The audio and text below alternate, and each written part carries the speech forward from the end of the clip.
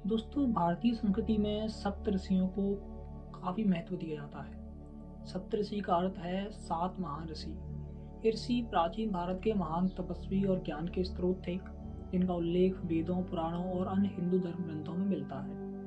वैदिक धर्म में इन्हें धर्म, ज्ञान, विज्ञान, तपस्या और संस्कृति के संरक्षक के रूप में प्रतिष्ठित किया गया है।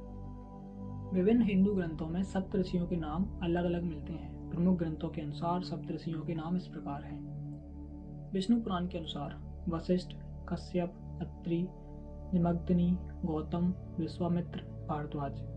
महाभारत में 2 समूहों में नाम मिलते हैं, कश्यप, अत्रि, भारद्वाज, विश्वामित्र, गौतम।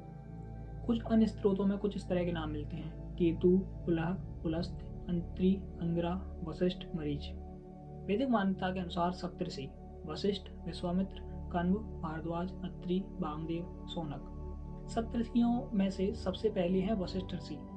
ऋषि वशिष्ठ राजा दशरथ के कुलगुरु थे और उन्होंने भगवान राम, लक्ष्मण, भरत और शत्रुघ्न को शिक्षा दी थी। उन्होंने अयोध्या के राजकुमारों को नीति, धर्म और शस्त्र विद्या सिखाई। ऋषि वशिष्ठ और ऋषि विश्वामित्र के बीच कामधेनु गाय को लेकर एक प्रसिद्ध विवाद भी था। विश्वामित्र ऋषि ऋषि विश्वामित्र पहले एक राजा थे, लेकिन कठोर तपस्या करके उन्होंने ब्रह्म ऋषि का पद प्राप्त किया। उन्होंने ही गायत्री मंत्र का सृजन किया था। उनकी तपस्या को भंग करने के लिए देवराज इंद्र ने अप्सरा मेनका को भी भेजा था, जिससे उनकी पुत्री शकुंतला का जन्म हुआ। कण्व ऋषि को हिंदू धर्म में भी यज्ञों की परंपरा का जनक कहा जाता है। उनके आश्रम में ही हस्तिनापुर के राजा दुष्यंत और शकुंतला के पुत्र भरत का पालन पोषण हुआ, जिनके नाम पर भारत देश का नाम पड़ा। भारद्वाज ऋषि भारद्वाज को वेदों और उपनिषदों का महान ज्ञाता माना जाता है। अथर्ववेद में उनके 23 मंत्रों का उल्लेख मिलता है। उन्होंने भारद्वाज स्मृति, भारद्वाज संहिता और यंत्र सर्वस्व नामक ग्रंथों की रचना की।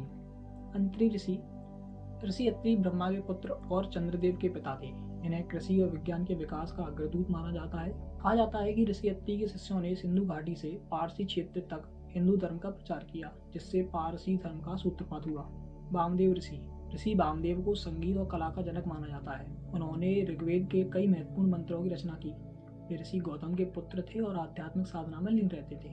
शौनक ऋषि शौनक ने एक विशाल गुरुकुल की स्थापना की थी, जिसमें 10,000 विद्यार्थी शिक्षा ग्रहण करते थे। इस महान शिक्षा व्यवस्था के लिए उन्हें कुलपति की उपाधि प्राप्त हुई थी। वेदों और उपनिषदों के संकलन में भी उनका योगदान रहा।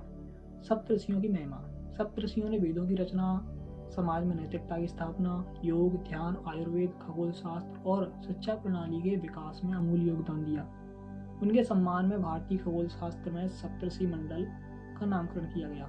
इसके अलावा कुछ अन्य महर्षियों को भी विशेष स्थान प्राप्त है, जैसे अगस्त्य, कश्यप, अष्टावक्र, याज्ञवल्क्य, गौतम आदि। सप्तऋषि केवल प्राचीन भारत के ऋषि नहीं थे, बल्कि वे भारतीय संस्कृति और परंपराओं के आधार स्तंभ हैं। उनके द्वारा प्रतिपादित ज्ञान और सिद्धांत आज भी भारतीय समाज और आध्यात्मिकता में गहरे तक समाये हुए हैं।